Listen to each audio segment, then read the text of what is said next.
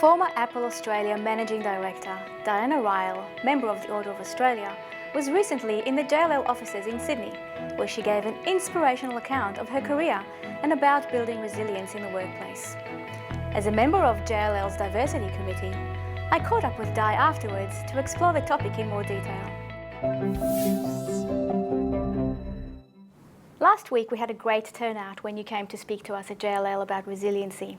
It's an interesting topic, and I was wondering how we can build our own resiliency in the workplace and why it's so important to be resilient. Can I just say first, I think the exciting thing about the audience was it was almost 50-50 men and women, and I was very excited by that. But resilience to me, in our workplaces today, there's so much change, whether it's in the business that you do or whether it's in changing projects, changing priorities, changing budgets. I think the thing that has really changed over the years is just how much change there is. And so resilience, which I always see as the capacity to bounce back after tough times or after change, is really something that everyone needs in the workplace today.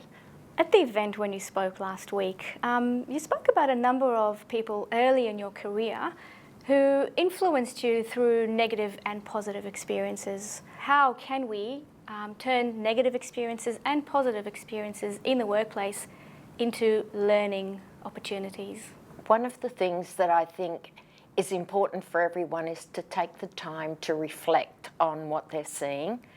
I spoke about one of the difficult times I had at Apple, and when I stopped to reflect on why I maybe wasn't selected for the position I wanted, I started to think about to what degree you act as a part of a team with your peers versus being a team leader. So I reflected on how the different people operated in our team of peers, and looked at maybe there were some ways that I could have built stronger connections.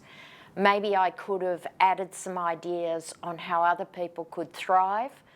And I really took myself to task about what were the things that I could have done differently.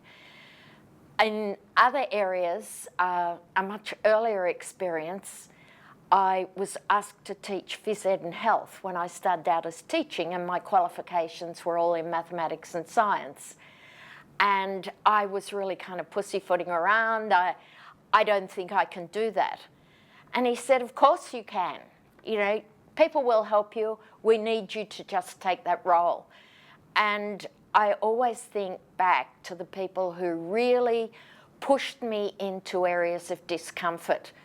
And often we think that discomfort isn't a good thing, but we learn so much more when we're in a less comfortable spot.